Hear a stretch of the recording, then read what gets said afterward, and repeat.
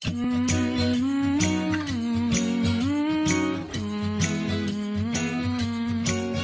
à tous, j'espère que vous allez bien. Aujourd'hui, pour le jour 8, on va parler d'un roman et j'ai la version anglaise mais il est sorti en français aussi et c'est The House by the Cerulean Sea. En français ça donne la maison au milieu de la mer céruléenne. Je crois que c'est un truc comme ça. C'est écrit par T.J. Klune. Le livre est incroyable. Vraiment, j'ai pleuré toutes les larmes de mon corps. Pour vous faire un résumé, en fait, il y a des enfants particuliers. Le début commence vraiment de façon similaire à Miss Peregrine, les enfants particuliers. Donc c'est des enfants qui ont des capacités hors normes et qui sont placés dans des orphelinats où donc il y a une personne qui est chargée de les surveiller. Et vous pouvez le voir par tous les post-it qu'il y a ici.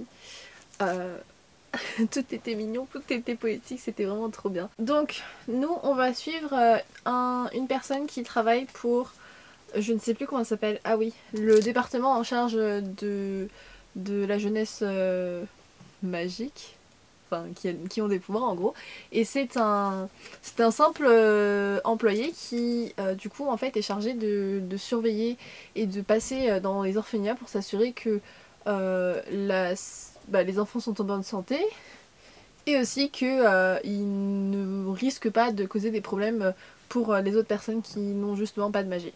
Et ce personnage qui s'appelle Linus Baker, il vit une vie très routinière et monotone puisqu'il fait toujours la même chose. C'est un peu l'employé modèle qui n'attire jamais les problèmes et qui vit une vie, je dirais, très terne et qui est pas folichonne. En fait il a ses habitudes et ça le dérange pas. Jusqu'au jour où on lui propose une mission classée top secret parce que justement elle porte un risque et un danger et que les gens ne doivent pas être au courant de cette affaire. Et c'est cette affaire qui va changer toute sa vie et toute sa vision des choses. Et cette mission c'est de se rendre dans un orphelinat qui est encore plus particulier de par ses habitants.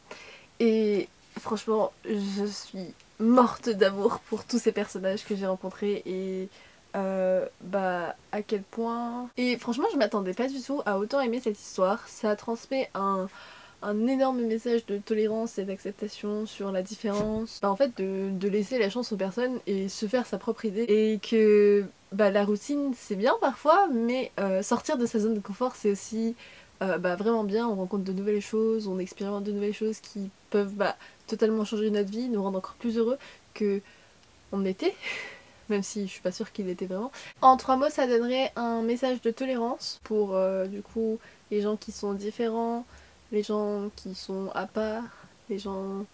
tout le monde en fait. Ensuite c'est une histoire qui est chaleureuse, franchement. Mon cœur était rempli de bonheur et de joie de vivre. Franchement, j'ai rencontré une famille qui vous réchauffe le cœur. Et en dernier, je dirais l'inconnu. Le fait de sortir de sa zone de confort, de tenter de nouvelles choses et de laisser l'imprévisible rentrer dans sa vie. Et voilà, c'est tout pour cette vidéo. J'espère que ça vous aura plu. Par contre, j'avoue que si vous lisez les livres, vous avez sûrement entendu parler de cette histoire, donc peut-être que je ne vous apprends rien de nouveau. Mais... il y a 30 recommandations qui vont arriver, donc je pense que vous allez quand même trouver votre bonheur. Et je vous dis à demain pour une nouvelle recommandation. Bye bye! The time of the year now, you got people falling in love.